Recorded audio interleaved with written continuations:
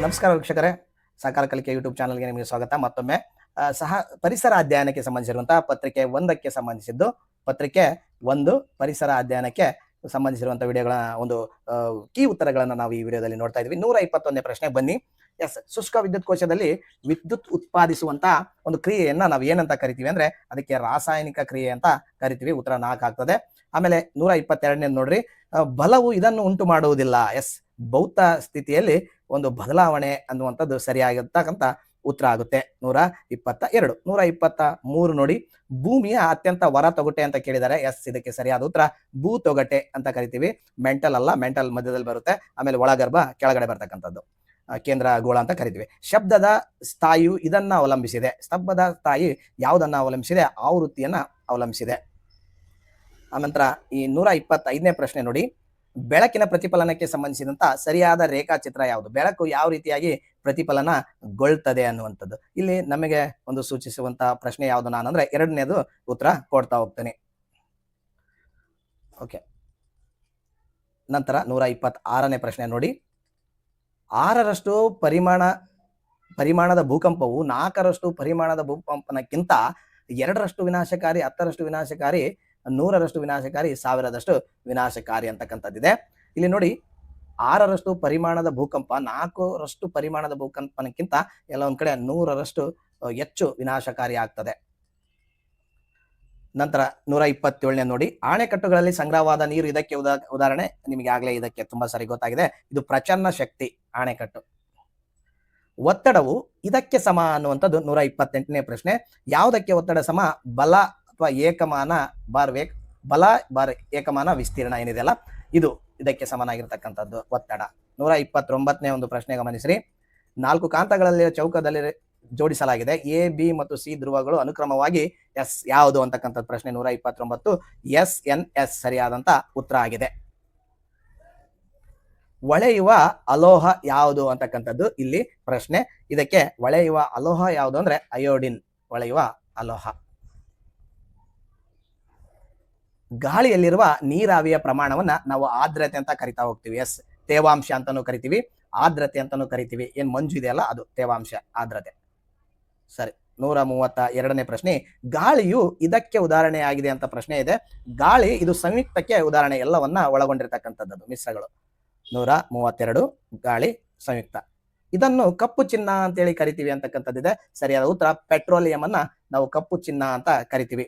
134ನೇದು ಗಮನಿಸ್ರಿ, ವಿದ್ಯುತ್ ವಾಹಕ ಪ್ರತ್ಯಾಮ್ಲ caustic soda ಅನ್ನುವಂಥದ್ದು ಸರಿಯಾದ ಉತ್ತರ ಆಗುತ್ತೆ.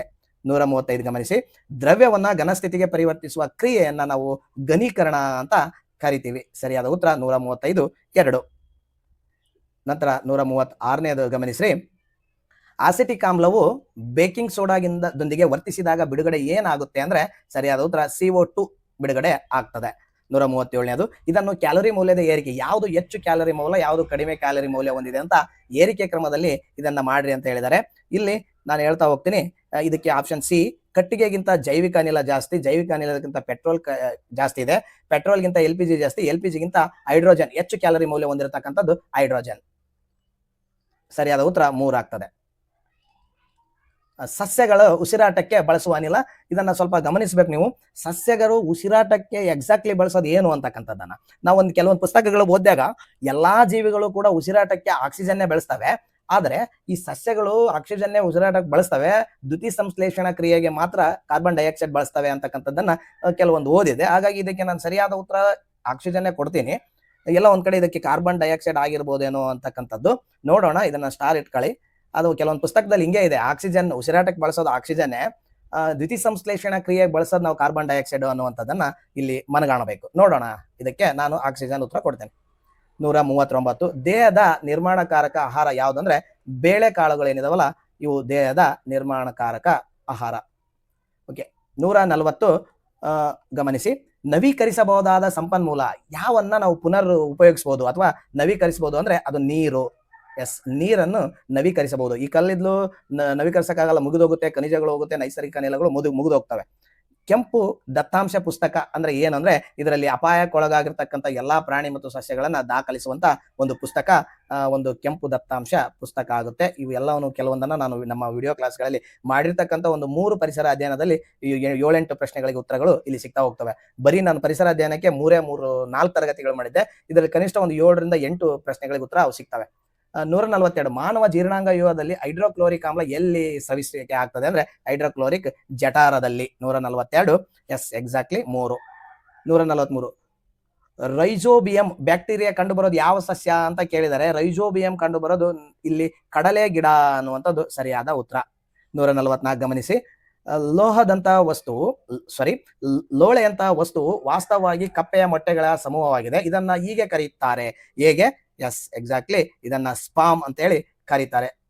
3 ಸರಿಯಾದ ಉತ್ತರ. ನಂತರ ಗಮನಿಸಿ 145ನೇ ಪ್ರಶ್ನೆ, ಕೃಷಿ ಪದ್ಧತಿಯಲ್ಲಿ ಪಾಲಿಸುವಂತಹ ಸರಿಯಾದ ಅನುಕ್ರಮಣಿಕೆ ಇದು ಸರಿಯಾಗೇ ಇದೆ. ಒಂದೇದೇ ಇದು, ಕನ್ಫ್ಯೂಸ್ ಆಗೋದೇ ಇಲ್ಲ. ಮಣ್ಣನ್ನ ಹದಗೊಳಿಸೋದು ಫಸ್ಟ್ ಬಂದ್ಬಿಡ್ತತಿ, ಹಾಗಾಗಿ ಅದೇ ಮತ್ತೆ ಮಣ್ಣು ಹದಗೊಳಿಸೋದು ಯಾವುದೂ ಇಲ್ಲ ಇಲ್ಲಿ. ಹಾಗಾಗಿ ಸರಿಯಾದ ಉತ್ತರ 1. 146 ಗಮನಿಸ್ರಿ, ಒಬ್ಬ ಶಿಕ್ಷಕರು ಕೊಳದ ಪರಿಸರ ವ್ಯವಸ್ಥೆಯ ಬಗ್ಗೆ ಅನುಕೂಲಿಸಬೇಕು ಅಥವಾ ಪಾಠ ಮಾಡಿದನ್ನು ಅರ್ಥೈಸಬೇಕು ಅಂದ್ರೆ ಆ ಸಂಪನ್ಮೂಲ ಯಾವುದು ನಮಗೆ ನೇರ ಮತ್ತು ನೈಜ ಅನುಭವವನ್ನು ಉಂಟು ಮಾಡ್ತಕ್ಕಂಥದ್ದು ಮತ್ತು ಪರಿಣಾಮಕಾರಿಯಾಗುವಂಥದ್ದನ್ನ ಇಲ್ಲಿ ಸೂಚಿಸಿ ಅಂತ ಹೇಳಿದ್ದಾರೆ. ಇದಕ್ಕೆ ಸರಿಯಾದಂತ ಉತ್ತರ ಇಲ್ಲೇ ಇದೆ ನೋಡಿ. ಸ್ಥಳೀಯವಾಗಿ ಅನುಕೂಲವಾಗಿರುವಂತಹ ಕೊಳಕ್ಕೆ ಕರ್ಕೊಂಡೋಗಿ ಅದ್ರ ಬಗ್ಗೆ ಹೇಳೋದ್ರಿಂದ ನಾವು ಅವರಿಗೆ ನೇರ ನೈಜ ಅನುಭವವನ್ನ ಪರಿಣಾಮಕಾರಿಯಾಗಿ ಟೀಚ್ ಮಾಡ್ಬೋದು. 147 ಪರಿಸರ ಸಂಯೋಜಿತ, ಇದು 2 ಪದಗಳಿಗೆ ಸಂಬಂಧಿಸಿದಂತೆ 3ನೇ ಒಂದು ಜೋಡಿ. ಪರಿಸರ ಸಂಯೋಜಿತ ಪರಿಸರ ಅಧ್ಯಯನ ಪಠ್ಯಪುಸ್ತಕ, ಎಸ್ ವಿಷಯಾಧಾರಿತ ಸ್ವಭಾವ ಅನ್ನುವಂಥದ್ದು ಇದಕ್ಕೆ ಸರಿಯಾದಂತ ಉತ್ತರ. ಮುಂದೆ ಗಮನಿಸಿ 148 ಸಂಪನ್ಮೂಲದ ವಿಧ ಮತ್ತು ಅದಕ್ಕೆ ಪೂರಕವಾಗಿರ್ತಕ್ಕಂಥ ಉದಾಹರಣೆ. ಸಮುದಾಯ ಅದು ಒಂದು ಅಂಚೆ ಕಚೇರಿ, ಸಂಸ್ಥೆ ಅಂತ ಬಂದಾಗ ನಾವೆಲ್ಲ ಒಂದ್ ಕಡೆ ಇದಕ್ಕೆ ಏನು ಹೋಗ್ತೀವಿ, ಸ್ಥಳೀಯ ಕುಂಬಾರ.